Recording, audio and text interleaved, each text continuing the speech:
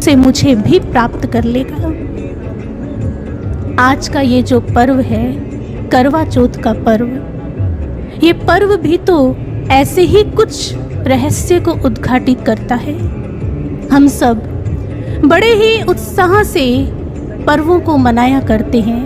व्रत त्योहारों को हमारी संस्कृति में विशेष स्थान दिया गया, परंतु हमारी संस्कृति के अंदर जितने भी पर्व, जितने भी त्योहार या व्रत मनाए जाते हैं, जो परंपराएं या जो प्रथाएं उसके अंदर हम निभाते हैं, उन सब के पीछे कोई ना कोई गूढ़ आध्यात्मिक संदेश जरूर छिपा होता है। ये सभी प्रथाएं प्रतीकात्मक होती हैं और कहीं ना कहीं इनके पीछे कोई आध्यात्मिक कारण जरूर होता है। इनके शुरू होने के पीछे कोई आध्यात्मिक तथ्य जरूर होता है। समय के चलते वो आध्यात्मिक रहस्य लुप्त होते चले जाते हैं और हमारी ये परंपराएं, हमारी ये प्रथाएं मात्र अंधश्रद्धा या अंध प्रथा बनकर के ही रह जाती हैं। इसलिए आइए करवा चौथ के पर्व का क्या आध्यात्मिक अर्थ है, इसे आज समझने का प्रयास करते हैं। एक बार महाराज जी से जब पूछा गया कि महाराज जी करवा चौथ का क्या महत्व है, तब महाराज जी ने बड़े ही सहज भाव से कहा, करवा माने करो और चौथ का मतलब 4 पदार्थ। जब एक जीव सद्गुरु की शरणागत होकर 4 पदार्थ के ब्रह्म ज्ञान को प्राप्त करता है और उसके बाद निरंतर उसका अभ्यास करता है, तब एक जीवात्मा का परमात्मा से चिर मिलन होता है। यही करवा चौथ का व्रत है। आइए इस व्रत के अंदर जो प्रथाएं, जो मान्यताएं, जो रीतियां जुड़ी हुई हैं, उनको अब थोड़ा सा विस्तार से समझेंगे और उनके भीतर छुपे आध्यात्मिक पहलुओं पर मनन चिंतन करते हुए हम सभी साधक अपने लिए कुछ उपयोगी तथ्य निकालते हैं। इस सारे क्रम के अंदर कुछ एक विशेष बातें हैं जो सामने निकल कर के आती हैं कि यह व्रत एक पतिव्रता स्त्री अपने पति की दीर्घायु की कामना के लिए रखती है। सबसे पहली चीज जो इस व्रत के अंदर निकल कर के आती है, एक पतिव्रता स्त्री के तप की शक्ति। दूसरा, श्रृंगार, प्रियतम की प्रसन्नता के लिए किया गया श्रृंगार। और तीसरा, व्रत या संकल्प, निराहार रह करके। सबसे पहले हम एक पतिव्रता स्त्री के तप की शक्ति क्या है और इसका आध्यात्मिक अर्थ क्या है, इसे समझते हैं। पतिव्रता स्त्री अपने स्वामी के लिए कामना करती है। यहाँ पर हम इस तप की शक्ति को समझेंगे और सबसे पहले हम ये भी समझेंगे कि वास्तव में एक स्वामी होने का अधिकारी कौन है, जिसका आधिपत्य हमारे ऊपर हो। इस समस्त संसार के अंदर ऐसा कौन है जिसका आधिपत्य इस जीवात्मा के ऊपर स्थापित हो सकता है? निश्चित रूप से ऐसे सद्गुरु जो इस आत्मा को परमात्मा से जोड़ने की शक्ति रखते हैं, ऐसे गुरु ही एक शिष्य पर शासन कर सकते हैं, उस पर आधिपत्य कर सकते हैं। सद्गुरु ही एक शिष्य के पूर्ण रूप से स्वामी, क्योंकि वही उसके जीवन आधार हुआ करते हैं। वो उसके समस्त जीवन का भार अपने ऊपर लेते हैं। अमीर खुसरो जो अपने गुरु हजरत निजामुद्दीन औलिया से बहुत प्रेम करते थे, वो जान चुके थे कि गुरु के बिना जीवन अधूरा है। उनके हृदय के अंदर हर पल गुरु का ध्यान, गुरु का चिंतन ही बना रहता था। एक बार अमीर खुसरो अपने गुरु का दर्शन करने के लिए उनकी चौखट पर जाते हैं। दरवाज़ा बंद था। खुसरो बेसब्री से इंतज़ार कर रही हैं। जैसे ही हजरत साहब दरवाज़ा खोलते हैं, सामने खुसरो को देखा। खुसरो दंडवत गुरु के चरणों में लेट जाता है और अब गुरुदेव आशीर्वाद देते हुए क्या कहते हैं, जा तेरे मुर्शिद की उम्र लंबी हो। खुसरो तो गदगद हो गया ऐसा आशीर्वाद पाकर। ऐसा आशीर्वाद जो शायद ही किसी गुरु ने अपने शिष्य को दिया हो। वहीं पर एक सूझवान व्यक्ति बैठा था। वो हजरत साहब से कहता है, आपने यह कौन सा आशीर्वाद दिया? आपने कहा जा तेरे मुर्शिद की उम्र लंबी हो, ये तो आपने अपने लिए ही आशीर्वाद दिया, इसमें खुसरो के लिए क्या है? निजामुद्दीन औलिया कहने लगे, तुम नहीं जानते खुसरो किस हद तक मुझसे प्रेम करता है। खुसरो की अंतर आत्मा के भीतर केवल और केवल गुरु ही गुरु है। खुसरो अपने ऊपर पूरी तरह से अपने सदगुरु का शासन जमा चुका है। खुसरो के जीवन के अंदर केवल और केवल उसके सदगुरु हैं और उसकी सांसें चलती हैं तो गुरु के साथ चलती हैं। उसकी धड़कनें गुरु की धड़कनों के साथ ही चलती हैं। यदि इधर कुछ थमा तो उधर भी सब कुछ थम जाएगा। और मैं नहीं चाहता कि खुसरो जैसा भक्त इतनी जल्दी इस संसार से रुखसत हो, इसलिए मेरा जीवन ही उसका जीवन है। इसीलिए मैंने उसे ये आशीर्वाद दिया, जा तेरे मुर्शिद की आयु लंबी हो। आध्यात्मिक दृष्टि, यदि हम सच में गुरु भक्त हैं, साधक हैं, तो हम आध्यात्मिक दृष्टि से देखें तो हमारा प्रियतम स्वामी कौन है? क्योंकि हमारा जो जीवन है, इस जीवन के अंदर बहुत सारा भार, कर्मों का भार हम ढोते हैं। अनेक जन्म जन्मांतर के कर्मों को लेकर के हम इस भक्ति के मार्ग पर चलते हैं। इस भक्ति के मार्ग पर चलते हुए ऐसा कौन है जो सारे हमारे इस भार का वहन कर सके, जो इस हमारे जीवन को इस कर्मों के ताप से बचा सके? केवल सतगुरु। एक कथा आती है, पौराणिक कथा राजा बृहदश्च के जीवन की। कहते हैं राजा बृहदश्च वो ब्रह्म ज्ञानी थे और उनके गुरु समाधि अवस्था में थे। उनके मन के अंदर एक बार विचार आया, क्यों ना मैं 100 अश्वमेध यज्ञ पूरे करूं और इंद्र के स्वर्ग के सुख को प्राप्त कर लूं। स्वर्ग के सुख को पाने की अभिलाषा से राजा ने यज्ञ प्रारंभ किए। लगभग 92 यज्ञ पूरे हो चुके थे। इधर गुरुदेव जो समाधि में हैं, वो एक लीला करते हैं। वो एक बालक का रूप बना करके राजा के दरबार में आते हैं और कहते कि राजन, मुझे आपसे कुछ दान चाहिए। राजा ने कहा, आप निसंकोच होकर के मांगिए, क्या मांगना चाहते हैं? वो बालक जो ब्राह्मण के रूप में थे कहने लगे कि राजन, पहले आप संकल्प लीजिए, मैं जो कुछ मांगूंगा आप मुझे देंगे ही देंगे। राजा हाथ में जल लेकर संकल्प लेता है, आप जो मांगेंगे मैं आपको अवश्य दूंगा। वो बालक कहने लगा, राजन, आज से, अभी से, इसी समय से जो कुछ भी आपका है वो सब मेरा हो जाए। जैसे ही ब्राह्मण ने ये बात कही, राजा अपने सिंहासन से उठ जाता है और ब्राह्मण उस सिंहासन पर जाकर बैठ जाता है। अब वो बाल ब्राह्मण कहने लगे, राजन, आपने दान तो कर दिया पर दक्षिणा तो दी ही नहीं। जैसे ही राजा अपना कंठहार उतार करके ब्राह्मण के चरणों में रखने लगा दक्षिणा स्वरूप, ब्राह्मण कहते हैं, सावधान राजन, ये संपत्ति तो पहले ही मेरी हो चुकी है, इसके अतिरिक्त तुम्हारा कुछ और है तो उसमें से दक्षिणा दो। अब जो राजा था वो मन ही मन सोचने लगा, अरे इस ब्राह्मण ने तो मेरे यज्ञ का पुण्य भी ले लिया होगा।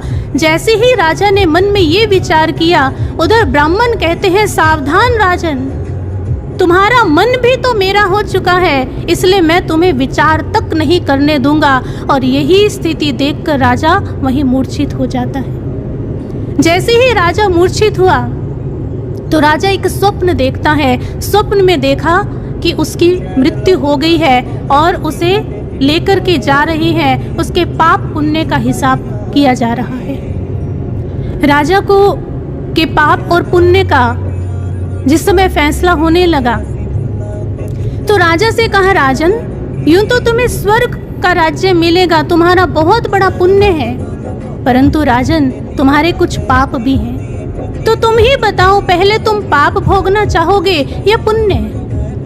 राजा सोचने लगा कि पहले अपने पाप निपटा लेता हूँ, फिर आराम से बैठ करके स्वर्ग का राज्य भोगूंगा। इसी इच्छा से राजा ने कहा, पहले मुझे मेरे पाप कर्मों का दंड दे दीजिए। राजा को रेगिस्तान के अंदर डाल दिया गया। मरुभूमि की ताप से राजा का शरीर झुलसने लगा। जैसे ही राजा का शरीर झुलसने लगा, राजा मन ही मन विचार करता है, अरे मैंने तो उस ब्राह्मण को सब कुछ दे दिया था, फिर ये पाप मुझे क्यों भोगना पड़ रहा है? जैसे ही राजा ने ये सोचा, उसी समय वो ब्राह्मण वहां पर प्रकट होते हैं और कहते हैं कि राजन, जिस समय तुमसे ये पूछा गया कि तुम पाप पहले भोगना चाहोगे या पुण्य, उस समय तुम्हें कहना चाहिए था कि मैं तो अपना सर्वस्व दान कर चुका हूँ। मैं अपना तन, अपना मन और अपना धन सब कुछ दान में दे चुका हूँ। इस हिसाब से मेरे जितने पाप और पुण्य है वो भी मैं दान दे चुका हूँ। मेरे पास कुछ नहीं बचता, पर तुम्हें तो स्वर्ग का राज्य भोगने की लालसा थी। जब स्वर्ग तुम भोगोगे तो तुम्हारा पाप मैं थोड़े ना भोगता। राजा क्षमा मांगते हुए जैसे ही ब्राह्मण के चरणों में झुकता है, राजा की मूर्छा टूटती है और राजा देखता है कि उसके ब्राह्मण नहीं, उसके सद्गुरु उसके समक्ष खड़े हुए हैं। राजा क्षमा याचना करता है, गुरुदेव मुझे क्षमा कर दीजिए। गुरुदेव कहते हैं, तुम्हें समझाने के लिए ही मैंने यह कौतुक किया। तुम अभी जीवित हो, मरे नहीं हो। साधना करो और साधना के तप से अपने समस्त अच्छे बुरे कर्म, पाप, पुण्य, अपना सारा का सारा बोझ तुम मुझे दे दो और फिर आराम से इस संसार के अंदर रहो। हे राजन, अपने जीवन का पूर्ण समर्पण अपने सद्गुरु के चरणों में कर दो। यही इस भक्ति का सिद्धांत है। कितनी सुंदर बात इस कथा के माध्यम से हमारे समक्ष रखी गई, पूर्ण समर्पण। भगवान श्री कृष्ण अर्जुन से कहते हैं, अनन्यास चिंतयन्तो माम ये जना पर्युपास्ते तेषाम नित्याभियुक्ता नाम योगक्षेमम वहाम्यहम्। हे अर्जुन, मेरी बात को ध्यान से सुनो। जो भी भक्त अनन्य भाव से केवल और केवल मेरा चिंतन करता है, उसके समस्त योग क्षेम का भार मैं स्वयं वहन करता हूँ। अनन्य भाव से चिंतन। और जिस समय अर्जुन के जीवन में ऐसी स्थिति आई तो अर्जुन ने इस अनन्य चिंतन के द्वारा ऐसी साधना की, अर्जुन के प्राणों की रक्षा भी भगवान श्री कृष्ण करते हैं। जिस समय भीष्म पितामह ये प्रण ले लेते हैं, ये प्रतिज्ञा कर लेते हैं कि कल का दिन अर्जुन के जीवन का अंतिम दिन होगा, वहां पर कृष्ण जाग रहे हैं और अर्जुन सो रहा है। भगवान श्री कृष्ण अर्जुन के कक्ष में आते हैं, देखते हैं अर्जुन तो सो रहा है। उसे उठाते हैं, अरे तुझे पता भी है भीष्म ने क्या प्रतिज्ञा ली है और तू है कि सो रहा है। जैसे ही अर्जुन अपने समक्ष केशव को देखता है, दोनों हाथ जोड़ करके झुक जाता है और कहता है, हे केशव, आपने ही मुझे सिखाया है। मैं तो केवल इस समय आपके अनन्य चिंतन से जुड़ा हुआ हूँ। मैं इस समय केवल और केवल आप पर विश्वास रख करके अपना समस्त भार आपके ऊपर छोड़ करके निश्चिंत हूँ। अब आप ही जाने आगे क्या करना है, क्या नहीं करना, ये सब कुछ तो केशव आपके हाथ में है। और अर्जुन प्रभु के नाम का सुमिरन करते हुए वापस निश्चिंत होकर के सो जाता है। अर्जुन सोया नहीं है, अर्जुन बेफिक्र नहीं है। अर्जुन ने कृष्ण भगवान को अपने जीवन का स्वामी बना दिया है, सारथी, जीवन रथ की डोर उसको सौंप दी है। अब हार जीत, जीवन मरण, पाप पुण्य, हे केशव, सब कुछ आपके हाथ में है। यह है पतिव्रता धर्म, जहाँ पर केवल और केवल एक के लिए आज अर्जुन आश्रित है, अन्य कोई दूसरा सहारा नहीं। और सहारा भी कैसा, जहाँ पर अर्जुन को पूर्ण विश्वास है कि केशव मेरी रक्षा अवश्य करेंगे, जो केशव करेंगे उसी में मेरा भला है।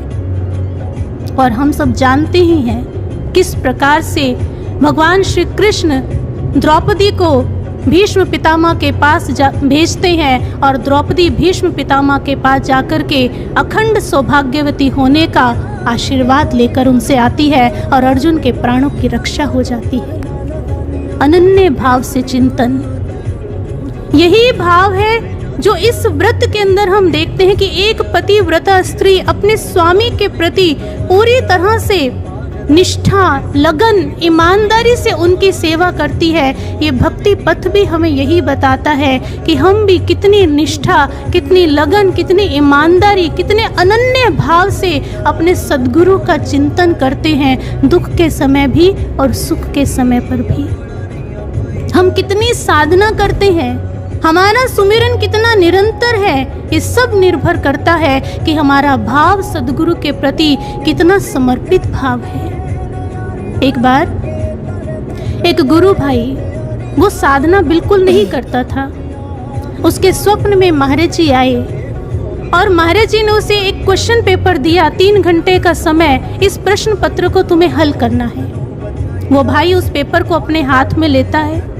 3 घंटे बीत जाते हैं, वो उस पर कुछ नहीं लिख पाता और कोरा कागज महाराज जी को वापस कर देता है। गुरु महाराज जी आक्रोश में कहते हैं, अरे यदि गलत भी लिखा होता तो पास कर देता, कोरे कागज पर कैसे नंबर दूं? उस भाई का ये स्वप्न खत्म हो जाता है। सुबह होती है, वो इसी कश्मकश में है, इसी विचार में है कि स्वप्न का अर्थ क्या है, ये क्वेश्चन पेपर क्या था। पूरा दिन जब सोचता है तो उसे प्रेरणा होती है कि कहीं ना कहीं गुरु महाराज जी मेरी साधना के लिए मुझे कह रही हैं कि मैं साधना बिल्कुल नहीं करता, कोरा कागज है। और ये कठिन समय, परीक्षा काल चल रहा है। गुरु महाराज जी समझाना चाहते हैं, अगर टूटी फूटी साधना भी की होती, मन बेमन से साधना भी की होती, तो आज तुम्हें पास कर देता, पर कोरे कागज पर कैसे नंबर दूं? इसलिए भक्तजनों, पतिव्रत धर्म जो इस व्रत के अंदर हम श्रवण करते हैं, उसका यही आशय है कि हम अपने तप के बल से, साधना के तप के बल से कल्याण कर सकते हैं। सीता, माँ सीता जिस समय रावण की कैद में थी लंका के अंदर, लगभग 1 वर्ष का समय था, रावण माँ सीता की ओर आ ही नहीं पाया। मात्र एक तिनका था। वो तिनका क्या था? ये तिनका सीता के तप का ये प्रताप था, सीता के उसी आध्यात्मिक साधना के तप का बल था कि रावण सीता को स्पर्श नहीं कर पाया। प्रहलाद, जिस समय प्रहलाद को आग के सुपुर्द किया गया, होलिका जल जाती है, प्रहलाद बच जाता है। गुरु महाराज जी से पूछा कि महाराज जी, होलिका को तो वरदान था कि आग उसे जला नहीं सकती, फिर प्रहलाद को लेकर जिस समय वो बैठी तो होलिका क्यों जली? गुरु महाराज जी समझाते हैं कि होलिका को निश्चित रूप से यह वरदान था कि उसे आग नहीं जला सकती, पर होलिका के पास ये वरदान नहीं था कि वो उसे भक्त के ताप की अग्नि नहीं जला सकती। होलिका बाहरी किसी अग्नि में नहीं जली, होलिका जली थी प्रहलाद के तप की अग्नि में, उसके साधना के तप से होलिका जली थी। इसीलिए हम भी अपने जीवन के अंदर साधना के ऐसे तप को अर्जित करें कि जिसके अंदर हम अपने समस्त कर्मों को भस्मीभूत कर सके, तभी जीवन के अंदर ज्ञान अग्नि सर्व कर्माणि भस्मसात कुरुत यथा ये सार्थक हो पाएगा। अब थोड़ा आगे बढ़ते हैं। इस व्रत के अंदर एक जो परंपरा है, श्रृंगार, प्रियतम की प्रसन्नता के लिए किया गया श्रृंगार। यहाँ ये श्रृंगार भी सांकेतिक है। 2 तरह का श्रृंगार हुआ करता है, एक बाहरी श्रृंगार, एक आत्मिक श्रृंगार। यहाँ पर आत्मिक श्रृंगार की बात की गई है। जब एक भक्त इस भक्ति के मार्ग पर चलता है तो कहीं ना कहीं उसे स्वाध्याय से जुड़ करके अपना श्रृंगार करना ही पड़ेगा, तभी वो इस मार्ग पर चल पाएगा।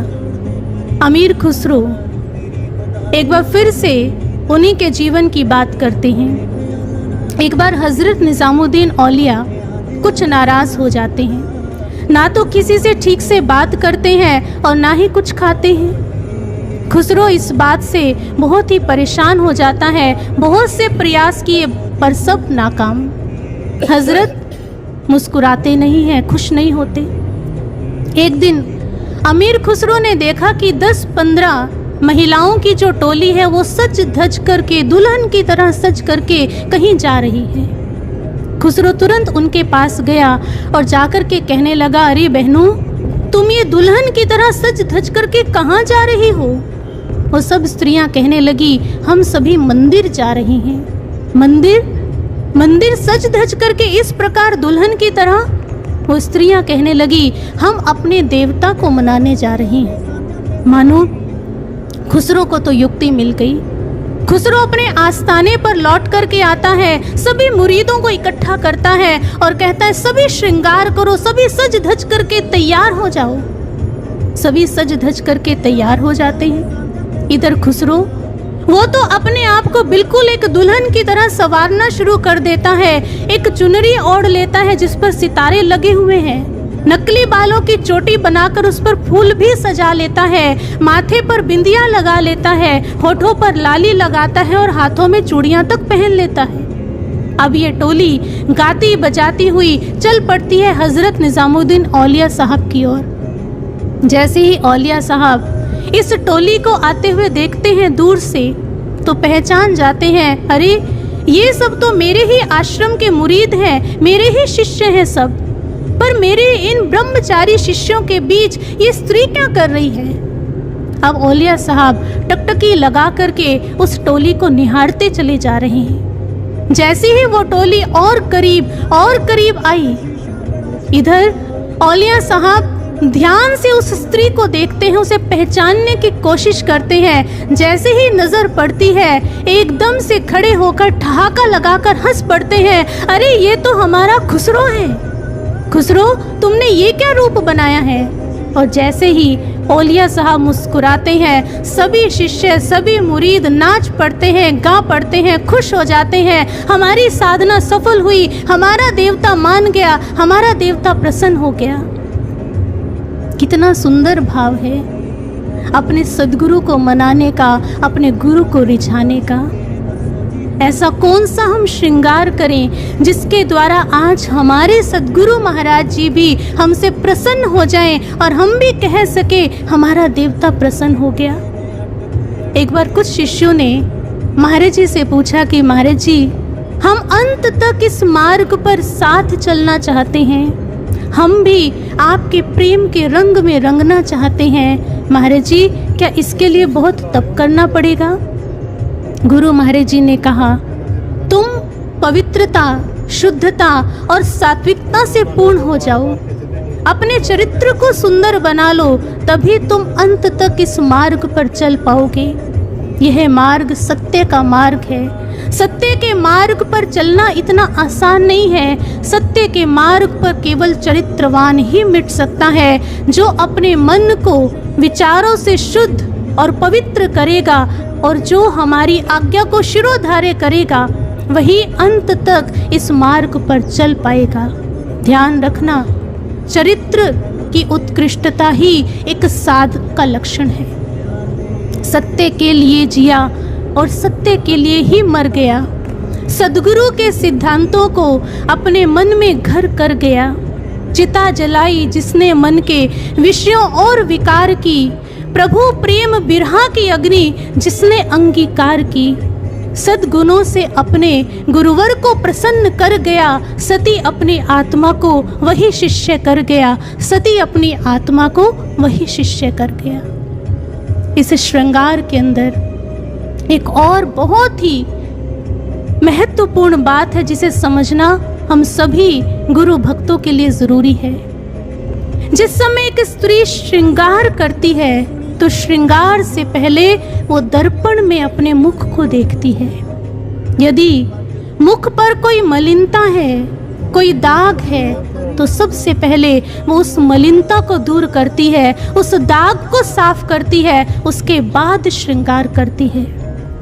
क्योंकि मलिनता के ऊपर कभी भी श्रृंगार फबता नहीं है। इस मार्ग पर जब हम अपने आप को बनाते हैं तो हम एक ढोंग करते हैं, और जब इस मार्ग पर हम अपने आप को मिटाते हैं तब इस मार्ग के ढंग को सीखते हैं। संत सुकरात, एक बार एक राहगीर चलते चलते उनके आश्रम में आया और उसने कहा, क्या मैं कुछ दिनों के लिए आपके आश्रम में रुक सकता हूँ? मुझे भी आपका सत्संग सुनने का अवसर मिलेगा।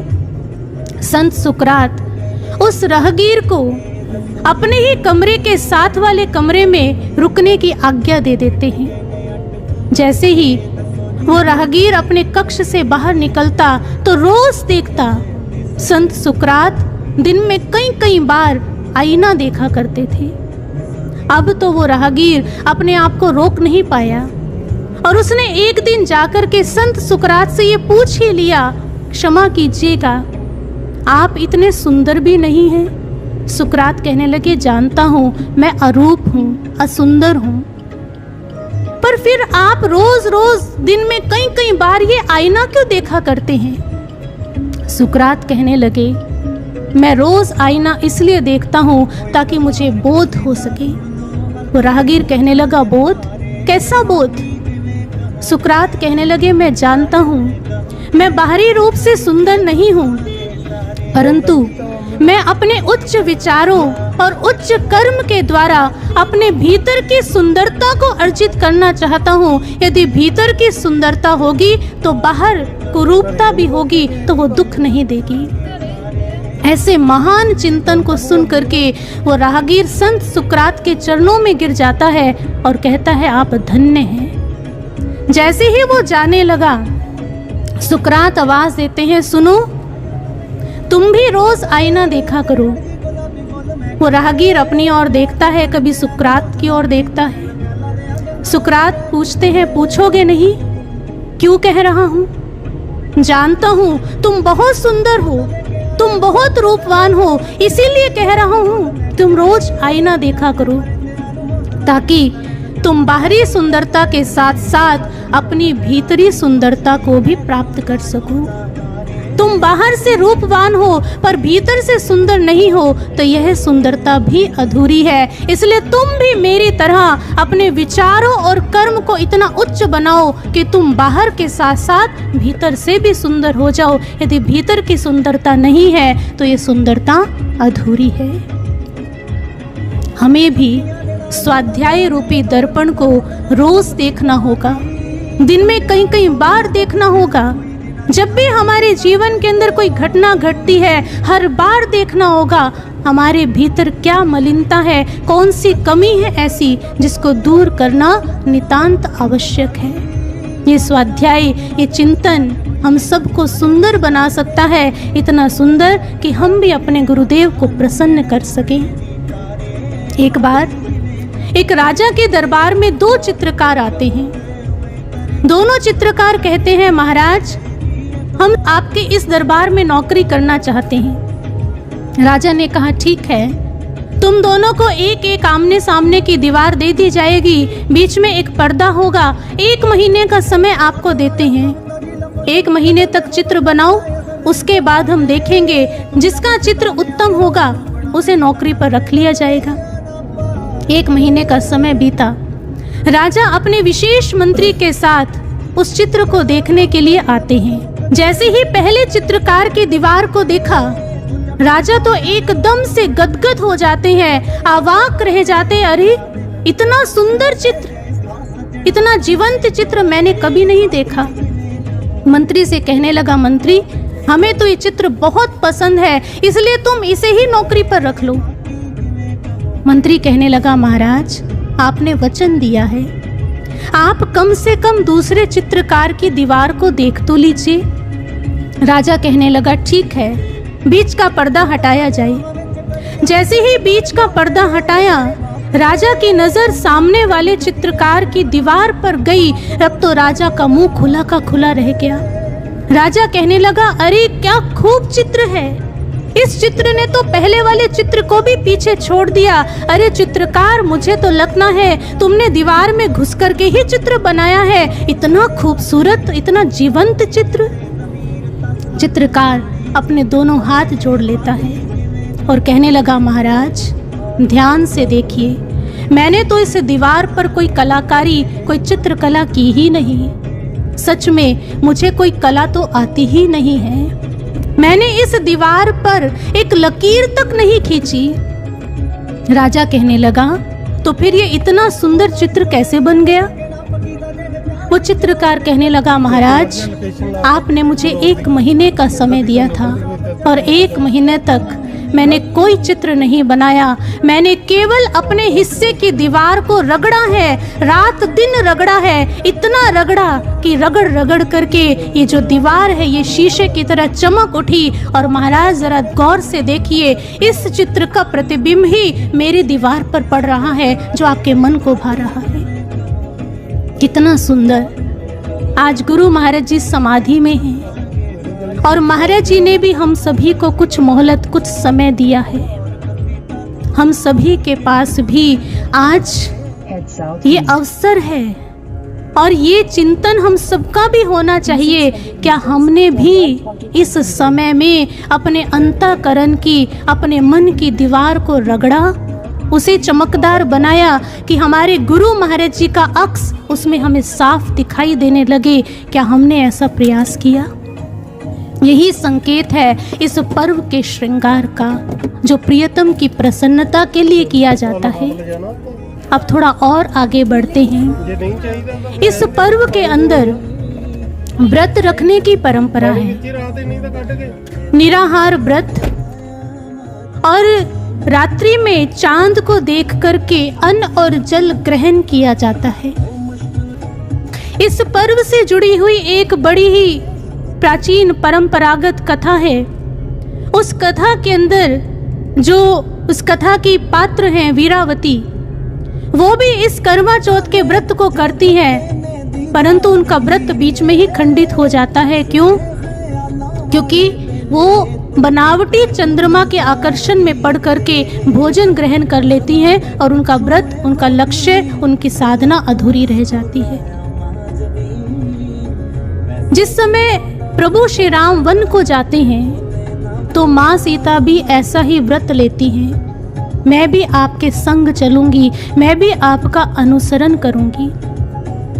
माँ सीता ने आज संकल्प लिया, मैं भी आपके जैसा ही भोजन ग्रहण करूंगी, उन सभी परिस्थितियों में रहूंगी जिसमें प्रभु आप रहेंगे। माँ सीता जनक के सारे वैभव को छोड़ करके अयोध्या आई।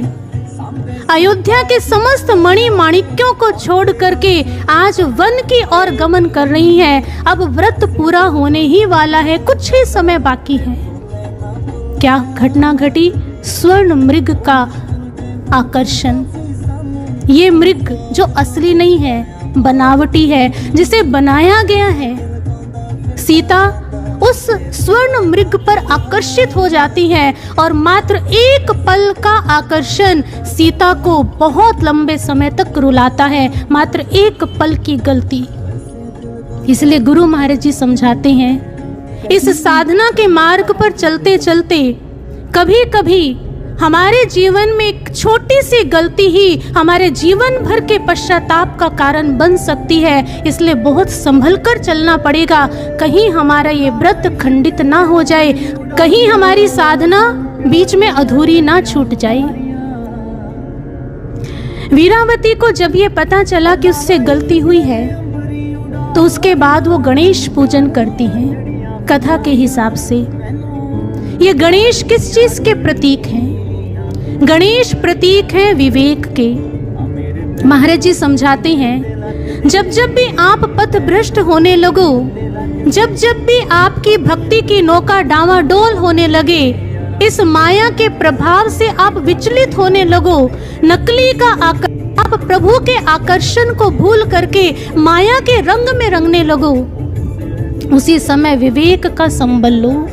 ये विवेक ही है जो आपको उस समय बचाएगा, आपकी रक्षा करेगा। महात्मा चाणक्य युद्ध के समय एक गुप्तचर उनके पास आता है और उनको सूचना देता है, महाराज हमारे जो मित्र राजा थे, मुझे सूचना मिली है उन्होंने गुप्त रूप से शत्रु राजा से संधि कर ली है।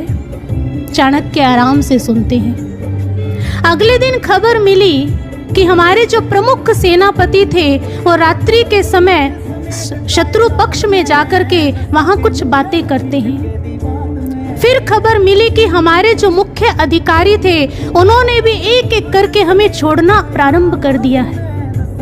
चाणक्य एक ठंडी सांस लेते हैं और दोनों हाथ जोड़ करके कहते हैं, जिन्हें मुझे छोड़कर जाना था वो सब चले गए और जो भविष्य में भी जाने वाले हैं वो भी छोड़ करके चले जाएं। भले ही सब मुझे छोड़ दें पर एक मुझे ना छोड़े जो सब सेनाओं पर भारी है। उस गुप्तचर ने कहा, महाराज ऐसा कौन है जो सब सेनाओं पर भारी है? चाणक्य कहने लगे, मेरी विवेक बुद्धि। मैं प्रभु से ये प्रार्थना करता हूँ कि हे प्रभु मुझे सब छोड़ दे, बस मेरी विवेक बुद्धि मेरा साथ ना छोड़े। यदि मेरा विवेक मेरे साथ है तो मैं समस्त सेनाओं पर भारी हूँ, मेरा विवेक सबका सामना कर सकता है। उपवास व्रत, ये व्रत हमें समझा रहा है संयम, हमारा संयमित जीवन हो। कहते हैं कि परिश्रम और संयम दोनों ही महान चिकित्सक हुआ करते हैं। यदि आप परिश्रम करोगे तो आपको तेज भूख लगेगी और आपको पोषण मिलेगा, पर यदि आप अति भोग कर लें तो भी आप बीमार हो सकते हैं। इसलिए परिश्रम के साथ साथ अति भोग को रोकने के लिए संयम परम आवश्यक है जीवन के अंदर। व्रत, जैसा व्रत धारण किया भरत जी ने। भरत जी जिस समय प्रभु श्री राम अयोध्या से जाते हैं, भरत अपने जीवन के अंदर संपूर्ण वैराग्य को धारण कर लेते हैं। राज्य का वहन किया, राज्य का वहन करते करते अपने जीवन के समस्त भोगों को तिलांजलि दे देते हैं, भूमि पर सोते हैं, कंदमूल खाते हैं और अपने जीवन का अधिकांश समय केवल और केवल प्रभु श्री राम की ध्यान साधना में लगाते हैं। भरत भी कहते हैं, जब तक सूर्यवंश के सूर्य वापस अयोध्या के अंदर नहीं आ जाते, जब तक मेरे राम का दर्शन मुझे नहीं हो जाता, मैं भी इस व्रत को धारण करूंगा, मैं भी इस संकल्प को धारण करूंगा कि मैं भी उनके आने तक अपने जीवन को ऐसे ही वैराग्यपूर्ण ढंग से बिताऊंगा। उर्मिला की ओर देखें। जिस समय लखन प्रभु श्री राम के साथ वन को जाते हैं, माँ कौशल्या उर्मिला के पास आती हैं, बड़े ही प्रेम से स्नेह से कहती हैं, पुत्री विधाता ने देखो तुम्हारे जीवन के अंदर कैसा दुख लिख दिया है। उर्मिला कहने लगी, माँ इस दुख की घड़ी में भी मैंने अपने लिए सार खोज लिया है। विधाता चाहता तो मुझे सदा सदा के लिए अपने स्वामी से अलग कर सकता था, परंतु विधाता ने मेरे लिए 14 वर्ष की ही प्रतीक्षा और परीक्षा को रखा। ये समय, ये कालखंड बहुत बलवान है माँ, इसलिए इस काल को मैं अपनी आध्यात्मिक चेतना के विकास में लगाना चाहती हूँ, ना कि किसी मनोरंजन में। वन जाते समय आपने अपने पुत्र को आशीर्वाद दिया था कि पुत्र वन को अयोध्या समझ करके रहना, मुझे भी आशीर्वाद दो माँ, मैं भी अयोध्या को वन समझ करके रहूं। कौशल्या कहती है, पर पुत्री यदि तुम मनोरंजन में अपना समय लगाओगी, अपने मन को मनोरंजन में लगाओगी, तो तुम्हें पता ही नहीं लगेगा कब दिन बीता कब रात हुई। उर्मिला कहती है, माँ कैसी बात करती हो? मन को भोगों में लगाना तो ठीक ऐसे है जैसे कोई व्यक्ति अपना दुख भुलाने के लिए मदिरा का पान कर ले, और माँ मदिरा के पान से भी अधिक घातक होता है ये वैभव, ये भोग। आप ही बताइए, जिस स्त्री के स्वामी उससे दूर हो और एक तपस्वी की तरह वन में अपना जीवन व्यतीत कर रहे हो, माँ उस स्त्री को भोग वैभव की बातें अच्छी लगती हैं क्या? मैं इस समय को स्वयं को सुला करके नहीं, मैं इस समय को स्वयं को जगा करके बिताना चाहती हूँ। माँ ये समय, ये काल मैं अपनी अंतर चेतना के नाम कर चुकी हूँ। कैसा सुंदर भाव है उर्मिला का। यही तो है असली व्रत। हम भी अपने सद्गुरु के दर्शनों के लिए इसी प्रकार के संयम का व्रत धारण करें। हमें भी अपने गुरु का दर्शन जब तक नहीं होता तब तक हम भी अपने जीवन को हर ओर से संयमित कर रखेंगे। अपने जीवन के सभी दायित्वों को निभाते हुए अपनी दृष्टि अपने लक्ष्य पर रखेंगे, क्योंकि गुरु महाराज जी ने हम सभी को बहुत महान ज्ञान दिया है। इतना महान ज्ञान शायद जिसके हम अधिकारी भी नहीं थे। इतने प्यारे सद्गुरु तो किस्मत वालों को मिलते हैं, यूं तो दुनिया में उलझे बहुतेरे फिरते हैं। आज महाराज जी ने इस संसार की भीड़ से अलग कर हम सभी को ये ब्रह्म ज्ञान दिया कि ये गुरु का प्रेम नहीं है हम सबके लिए। आज महाराज जी ने हमारी त्रुटियों को नहीं देखा, हमारे छोटे से छोटे भाव को देखा। क्या ये गुरु का प्रेम नहीं है हमारे लिए? इस दरबार में आने के लिए आज दुनिया के लोग तरसते हैं। आज गुरु महाराज जी ने हमें अपने इस पावन दरबार के अंदर स्थान दिया। क्या ये प्रेम नहीं है गुरु का हमारे लिए? तो अब क्या हमारा कोई दायित्व नहीं बनता?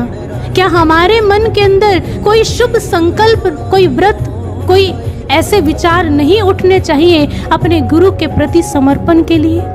जैसी लगन, जैसी कर्मठता, जैसी पवित्रता उस दीपक ने धारण की अपने सूर्य के दीदार के लिए, क्या ऐसी लगन, ऐसी कर्मठता और ऐसी पवित्रता हम ब्रह्म ज्ञानी साधक अपने इस महान उद्देश्य के लिए धारण कर पाए? हम सभी यदि अपने जीवन में छोटा सा भी प्रयास करेंगे तो निश्चित रूप से हमारा वो हर ईमानदार प्रयास हमारे गुरु को अवश्य ही प्रसन्न करेगा। इसलिए एक भक्त के हृदय के कुछ उद्गार हैं। जब जब भी वो अपने भीतर स्वाध्याय की स्थिति में अपने गुरु की महिमा को देखता है, अपने गुरु के प्रेम, उसकी कृपा को देखता है, तो उसके अंदर से कुछ ऐसे ही भाव निकलते हैं अपने गुरु की महिमा में। इतनी गहरी आंखें तुम्हारी, सागर में गहराई कम थी, सृष्टि इनमें भर डाली, सद्गुरु तुम पर बलिहारी। इतनी उज्जवल छवि तुम्हारी, चांद के पास चांदनी कम थी, उस पर अपनी चादर डाली। इतने पावन चरण तुम्हारे, मेरे पापों की गिनती ना थी, सुरसरी इनसे बहा डाली। इतना पावन हृदय तुम्हारा, मेरी हल्की आह पर ही तुमने करुणा कर डाली। सद्गुरु तुम पर बलिहारी, सद्गुरु तुम पर बलिहारी। और इन्हीं विचारों के साथ मैं अपनी वाणी को यहीं पर विराम देना चाहूँगी। बोलिए परम पूजनीय गुरुदेव श्री आशुतोष महाराज जी की जय, श्री सद्गुरुदेव भगवान की जय, सच्चे दरबार की जय।